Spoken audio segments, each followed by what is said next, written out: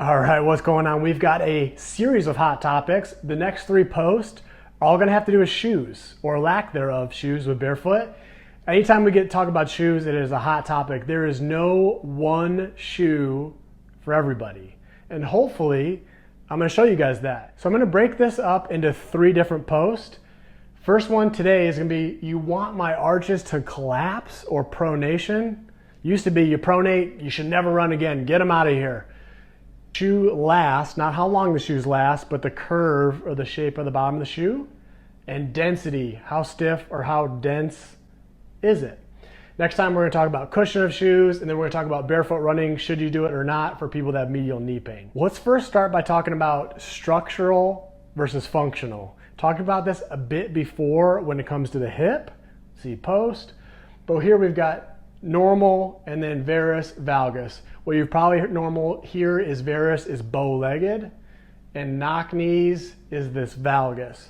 So let's make it a little more simplified, and you'll notice normal anatomy has a tad bit of that valgus, but this is excessive. You've got an inside compartment of your knee, or medial, and an outside compartment of your knee, or lateral. This whole series is about medial inside knee pain. So let's make it simple. Femur, blue block. Tibia, yellow. If I have this knee, a varus, structural, this is your anatomy, and I'll show you how to find that in a second. You can see here what happens as that goes away from midline. What starts compressing? The inside of the knee.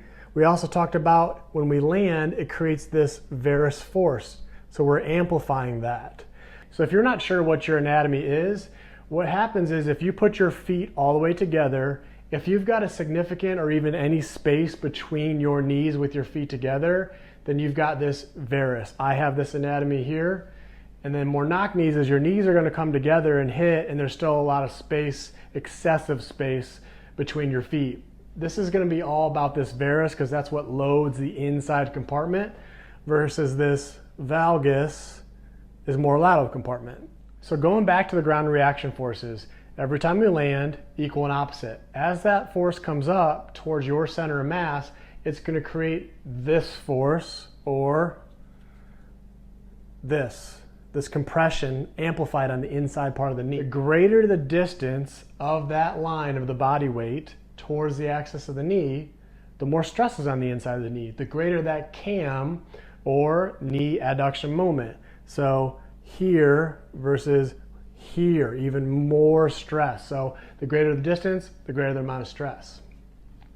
We can influence this by different things that we're going to talk about, whether it be hip strategy, ankle strategy, potentially shoes, how you're running. We can affect the amount of that knee adduction moment, especially when it's functional. When it's structural, if that's your anatomy, we can still play around with it a little bit, and a couple degrees when it comes to long distance running really adds up. So here's the normal path that weight should be distributed through our foot. Then as our arch comes down towards the ground, that weight goes to the medial, the inside part of your arch of your foot, and we push off towards the toe. What happens is if you keep your weight towards that outside, the arch does not come down. What we'll see here in a second is that keeps your knee a little bit further away from midline. So what does that do? The further away from midline, that cam, knee adduction moment, is amplified. So we're getting more loading on that inside compartment of the knee if we don't allow that arch to come down. That's the normal pattern of the shoe, and this is where what's called last, what we're going to talk about in a second, can help to either promote that or inhibit that. So this is what's called a last, the last of the shoe. If we take the shoe, look on the bottom, this is a right shoe. We've got straight last, semi-curved, and curved. So you can imagine what that's going to do is going to affect how the weight is distributed and how exactly that path that we take from when we first land with that heel or towards the midfoot as it goes to the ball of our foot. This is going to keep it straighter. This is going to prevent as much of this rolling, versus here, this curved is promoting this arch coming down towards the ground. The other thing I want to talk about is density. So you've probably heard of stability or motor control shoes. You've probably seen these shoes. This is the inside part of the shoe where it's trying to prevent this pronation. We're trying not to let the arch overpronate. They're going to make the density of the material is stiffer. So here's an example. This is stiffer. This is a lot softer. Let's say this is totally representation of not true, but just you get the point. Let's say this is the outside part of the foot and this is the inside.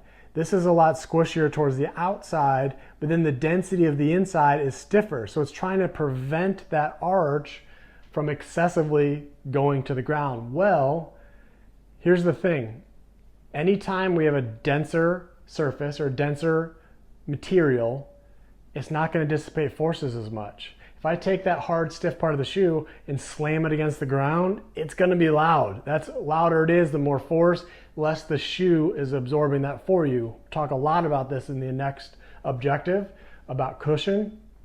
So not only is the material a little bit denser, so more force can be transferred up to the inside part of your knee, but also it's going to try to keep your weight towards the outside part of your foot. It's not going to allow as much of that pronation, which we talked a second ago, keeps the knee away from midline, which is going to cause increased loading on the inside of the knee. So this is what we call dual density, or the posting on the inside. You can see here from the bottom, again, this is a right foot.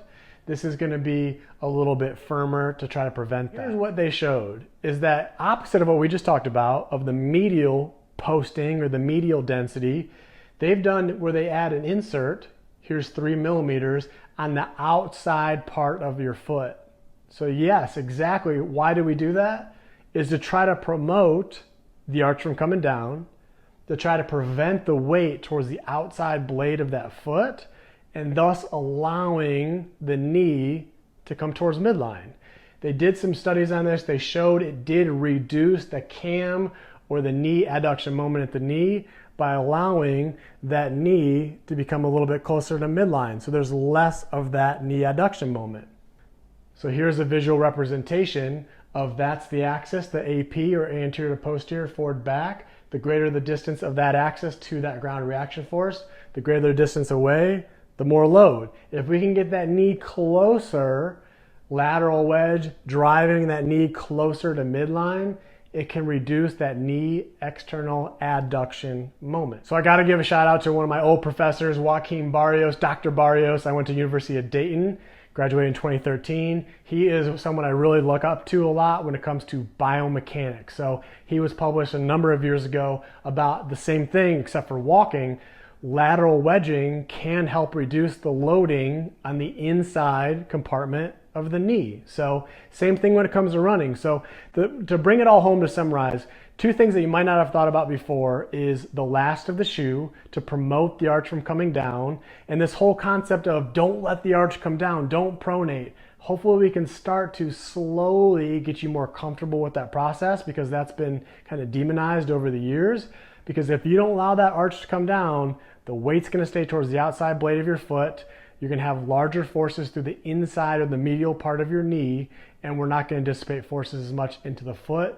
And the density of the shoe, if it's a shoe that's trying to prevent that, is firmer. It's not going to cushion, so to speak, the inside part of your knee. So hopefully you guys learned stuff. Please drop your comments below. Again, if you don't have any issues right now, if your knee is not hurting you, you don't really have to worry about this. This is for you that have been suffering with medial knee pain for a long period of time, and you're trying to do every little thing that helps to keep you running longer. So questions, comments, concerns, drop them below. Thank you so much for watching. My name is Dr. Matt Minard, and I'm so passionate about helping you run safer. If you found this video helpful, if you could please subscribe and share it with your friends, I'd be forever grateful. I have shorter form content on my Instagram, Learn to Run, and then the longer stuff here, more lecture based, because I understand we come to different platforms for different reasons. So follow me over on Instagram if you want the short and sweet, and follow me on here if you want the longer breakdowns.